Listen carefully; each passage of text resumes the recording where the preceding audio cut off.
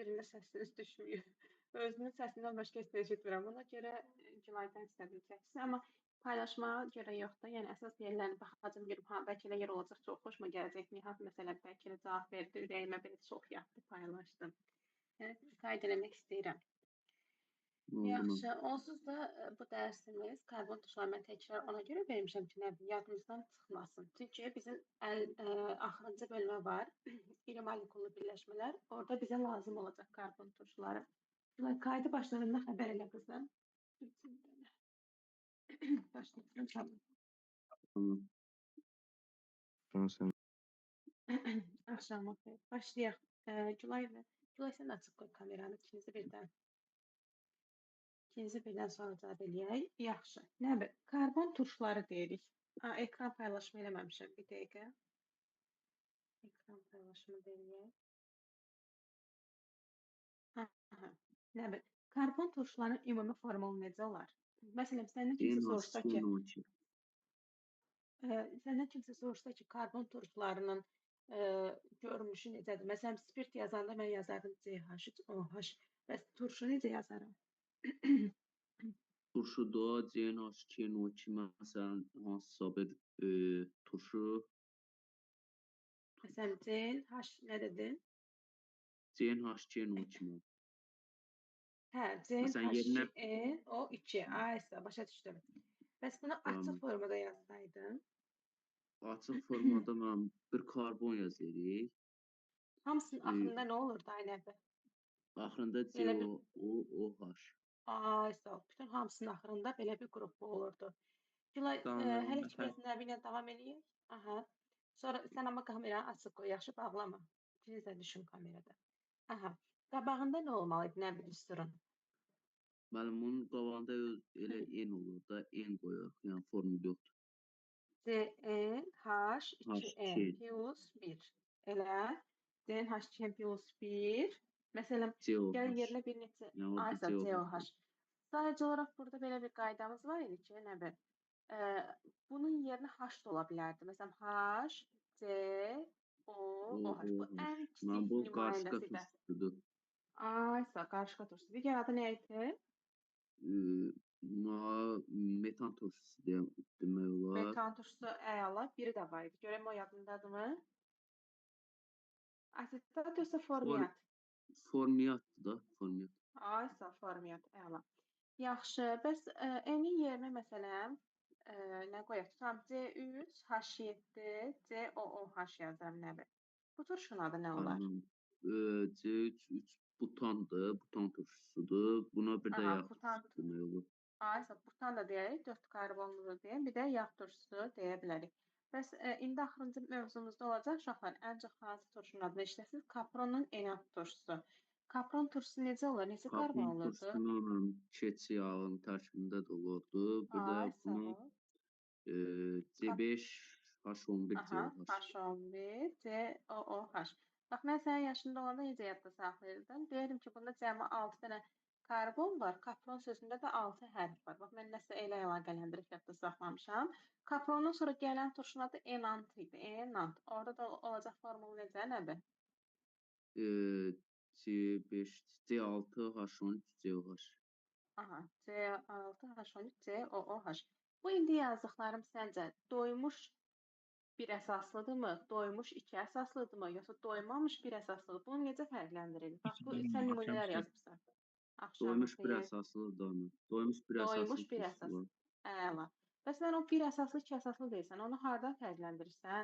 Məsələn, turşan turşusu var idi, iki tərəfindən COH, COH. Bax, bu niyə 2 əsaslı? Çünki bunun 2 dənə nəyi var idi? COH hissəsi var idi, nədir? Bəli, hə, nədir? Aha, indi hələ ki doymuşlardan danışacaq, sonra doymamışa keçəcək. Bugün full turşuları təmiz soruşasiyam.virgül. Növbəti uşaqlar, bilmirəm sizə demişəm ya yox qrupda. Bizim 3-cü günümüzdə şifahi sual cavab olacaq. Mürəkkəb efirlərinə bir bölmədə bölünə qoşub verəcəm. Ta 6-cı gün daxil olmayan şifahi sual cavab, bazar günü isə 3-4 bölməni hak edən sınavımız olacaq. Yaxşı?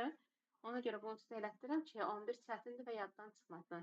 Məsələn, sınağa gedənlərdə gördüm, 9 dənə keçdiyimiz var idi və demək olar ki, indi Nihat atmayıb düzdür, amma Məsələn, Elmir atdıqlarına baxdım, düz yazıb keçdiklərimizi.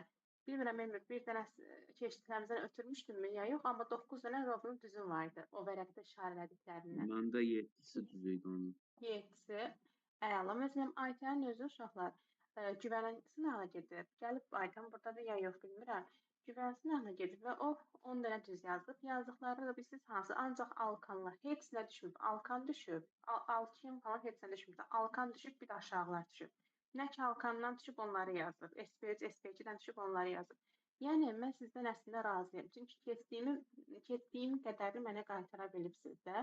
İndi özünüz görəcəksiniz. Biz aşağının materialın topu işləyə gedəndə aşağı yaxşı yazacaqsınız. Valideynlərinizə demişəm, Allah qoysa, Allah imkan eləsin, sentyabrın hər ay gedin o imtahana. Həm stressinizi atarsınız, həm birliyinizi ortaya qoyarsınız, həm də ki, vaxtı düzgün bölməyi öyrənərsiniz. Amma indi özüm də biraz narahatam ki, keçməmişlikdən həvəsdən düşürük. Qəti şəkildə həvəsdən düşmürük. Çünki biz əsas yerlər hələ bizim 7, 8, 9 qalıb da, həm asan, həm də belə deyək, ən çox belə hal-hazırda kurslarda onlara üstünlük verirlər. Çünki siz 10-cu sinifsiz, 10-cu sinifin kurslarına 11-in materialı və onun ortası düşmür. Aydındır? Mən özüm çətindən başlatdım. Çünki çətini keçən uşaq, siz artıq hibridləşmə haqqında məlumatınız var, SPK, SPS falan, nə bilim, tənasib qrup işləməyi bilirsiniz, məsələ həll etməyi bilirsiniz. Hətta mən deyərdim ki, Aytən orada məsələ həll edib, dedim, ay Allah, Aytən bunu aşağısında keçməyib, bax, sonra yadıma düşdü ki, bunu 11-ci sinifdə keçdiyimiz tənasiblərin əsasında həll edib. Yəni ona görə çətini keçmişik, ürəyinizi buz kimi saxlayın, çatdıracaq, yaxşı olacaq. Və inşallah yayda davam etmək şərti ilə.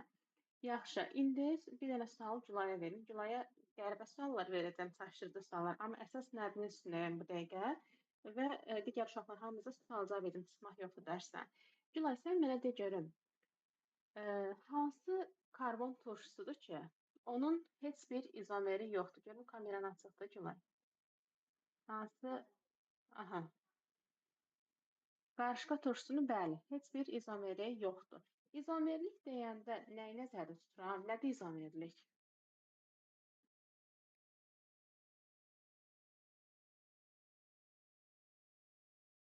Bəli, mer uşaqlar kütlədir də, izo da eyni demək. Yəni eyni kütləli, yəni formulları eyni olsun. Bəs yaxşı, izomerliyin növləri var da, hansı növ izomerliklər ola bilər? Nə izomerliyi tanıyırsınız? Aha. Aha. Bunlarda vəziyyət izomeri ola bilər səncə? Necə ola bilər, Gülay? Axı COH məsələn standart olaraq birinci yazırıq COH-ı da, yəni. Burada mən vəziyyət izomerlik. Hə, amma məsələn amillərdə falan deyirdik də olurdu. Gah NH2 məsələn burada ola bilərdi, məsələn ya arxada ola bilərdi. Vəziyyət, yəni o əsas belə deyək də rol oynayan qrupanın yeri, vəziyyəti nəzərdə tuturam. Amma bunlarda vəziyyət izomerlik olmaz, çünki COH ancaq birinci karbon kimi qəbul edilir. Quruluş olar, optik olar, siniflər arası izomer olar. Yaxşı, hansı siniflər nə siniflər arası izomerdir? Mürəkkəb efirlərlə. Yaxşı, bir dənə də nümunə səndən soruşum. CH3, COH sirkə turşusudur, asetat turşusu deyirik buna. Hansı mürəkkəb efirlə siniflər arası izomer olar?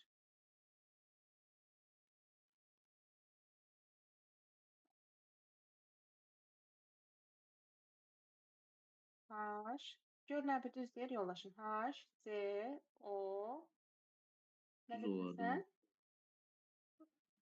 O, CH3. Yox, düz olar demədi. Deyirəm ki, mənim həqiqətən düz deyir. Çünki nə bir? Bax, bu mürəkkəb efirdir. Mürəkkəb efir yadına gəlir, necə yaranırdı? Bir yadına sal görüm. Mürəkkəb efirdə bu turşudan olurdu. Növbəti dərs 3-cü gün mürəkkəb efirləri təkrar verirəm. Hamınız yadınızda saxlayın. Bu uşaqlar yuxarıda olan hissə turşunun hissəsi idi. Qarışqa turşusunun. Bu da spirtdən qalan hissə idi. Nədir?